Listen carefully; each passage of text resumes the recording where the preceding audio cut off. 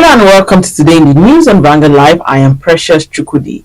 Begin with the front pages of the papers this morning, starting off with Vanguard. Vanguard is leading with Rumpus over relocation of federal agencies to Lagos. The writer says Northern Senators fought relocation of federal agencies to Lagos, kick against lopsided allocation distribution of funds in 2024 budget to not. Fought relocation of federal agencies to Lagos to engage executive National Assembly stakeholders. Afenifere slams the Northern Senators, says they should be concerned about results. It is myopic, unpatriotic for not to lash federal government, and that's coming from NBF. We can see a photo story showing Tinubu receives Ayuri Emami on page 9, kidnapping. Tinubu approves the emergency procurement of tracking equipment. Still on page 9, federal government to fund the student loan scheme with education tax. That's coming from FIRS boss. Rivers crisis, confusion over conflicting court orders. You can see that on page 7. Over 1.1 million new COVID-19 cases recorded in 28 days globally, and that's coming from WHO. Federal government governors to suspend nuisance taxes nationwide, says a presidential committee. Stories above. 2023 AFCON Super Eagles in lackluster win over Guinea-Bissau as Equatorial Guinea crushed Cote d'Ivoire. Court of Appeal 16 sacked play 2 PDP lawmakers to resume plenary today. Tinubu sensitive to Nigeria's challenges, and that's coming from Khan. Lastly, on the front page of Vanguard, Daddy, don't allow them kill us.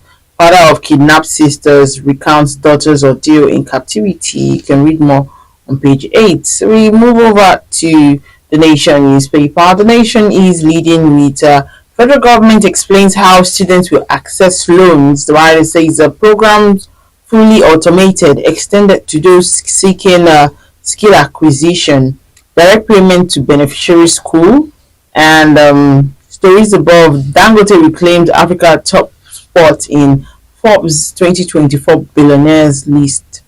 Ondo 2024, Ayedatiwa Owuyeye steps in, governors consult. Makinde takes blast report to Tinubu. Allocators site. Why my cabinet is large by president. A court okays new association for lawyers. We take a look at the Guardian newspaper. The Guardian is leading with 6 years after electrification project. Varsities, hospitals in darkness as federal government's $105 million power project flops. You can see an infograph showing more on that report. A terrorist in military uniform abducted 30 persons in Katsina. Federal government to fund student loan scheme from education tax. Constabularies, how not to reform practice state policing for better security. And that's, you can find that on the news analysis page. A kidnapping.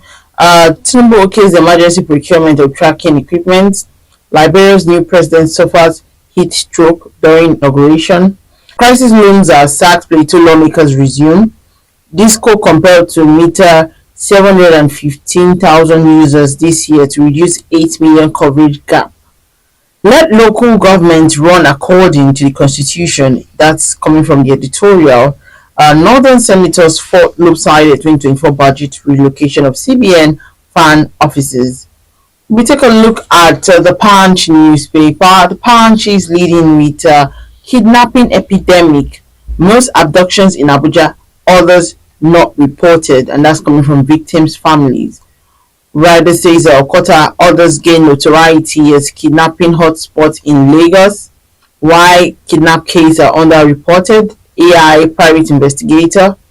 And MSCDC destroys 4 rivers illegal refineries. You can see a photo story on that. Makinde presents Ibadan explosion report to Tinubu. 6,700 traders' goods lost in Mandela's building fire, and that's coming from NEMA. Akeredolu for burial February 23rd, says family. Stories above. CBN may raise bank's capital base to 900 billion naira, and that's coming from a report. Reducing cabinet will affect performance, Tinubu insists. Lastly, on the front page of the Punch newspaper, Dangote Cement hit 10 trillion naira capitalization, and that's all we can take on the front pages of the papers. Join us after the break. We'll be right back.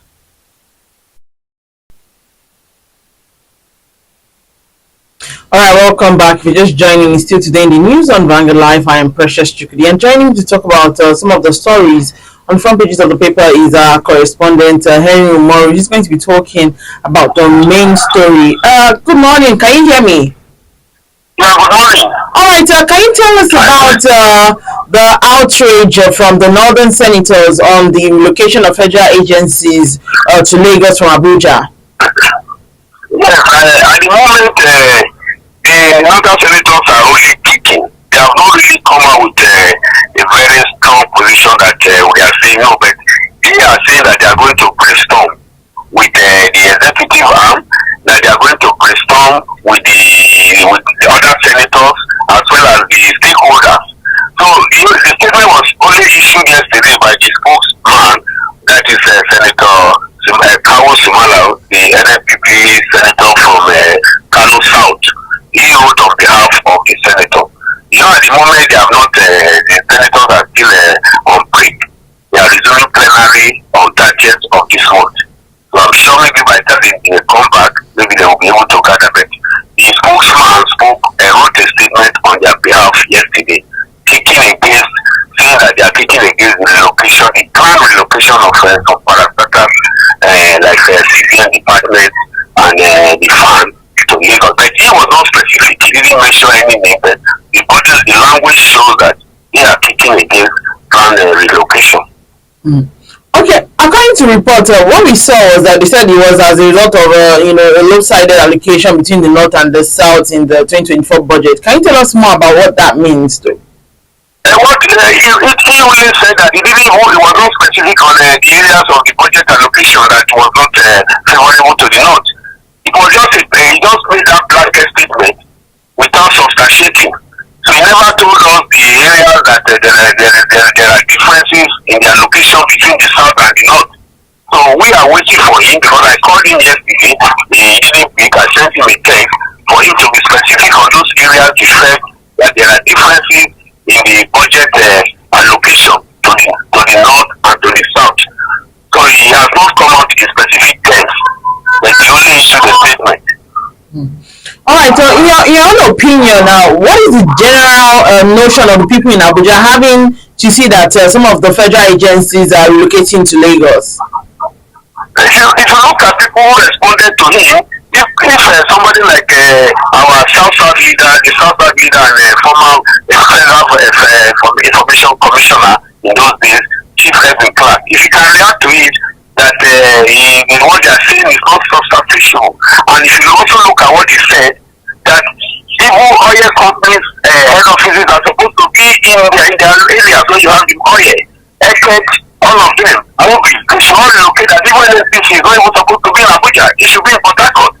So, since somebody like Chiviki Clark can research that when they were moving Navy to Kano, they didn't consult with anybody. There is no water in Kano. So I think if people like that can connect, if middle belt forum can take against it, that means it's the body of language of Nigeria. That means Nigerians are okay with it, because the federal government is planning to do.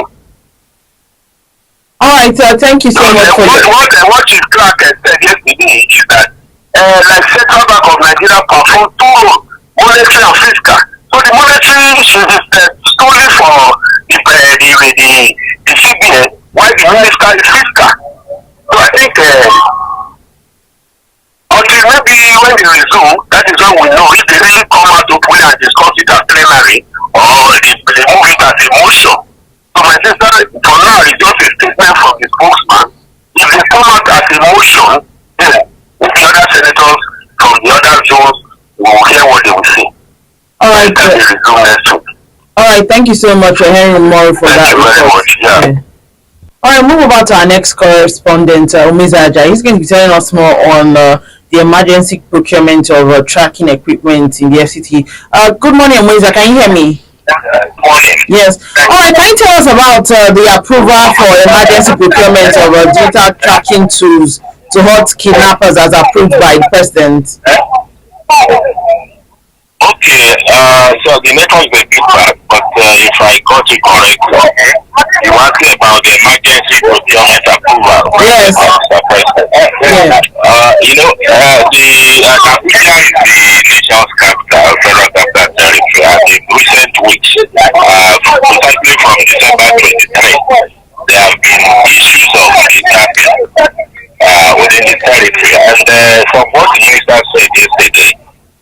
it has been a bit difficult tracking these people, tracking the kidnappers, because most of the equipment that are needed, tracking tools, the FCT does not have them. And he made reference to when he was governor in Rivers, that there was a particular equipment he got for the Department of State Services, which could track a cell phone to even somebody's pocket. But that what they have in FCT here can just maybe track a cell phone to an area and say, okay, maybe within these premises, like 500 meters, the phone used by informants within this area. And he said that is making the job of intelligence personnel, intelligence services difficult. So he said he complained to Mr. President, and because he had gone to seek approval from the Bureau for Public Procurement, but that it was going to take months to be able to go through the processes. And since security is something that has to be done immediately, has to be taken care of immediately without having to go through some of these procurement processes, then he approached Mr. President to seek approval to grant the FCT administration a waiver. And that's what the president has done, granting emergency approval, boycotting from procurement, the long procurement procedures, so that these equipment can be procured by the FCT administration. You recall that, you know that unlike the state, the FCT, which of course is a quasi-state, like we said yesterday, the FCT minister does not have security votes, unlike the state governors who have security vote. So assuming there was a security vote, perhaps they would have been able to say, okay, let's dip hands into the security vote and use part of the money to purchase equipment. But since the FCT is both like a ministry, and half state, he had to seek leave of Mr. President to get approval to procure these things immediately. Can you just tell us more about the minister saying that some of the informants are cooperating with security agencies already? Yes, last week on Friday, yes, that's last Friday, had announced that some of the informants been arrested.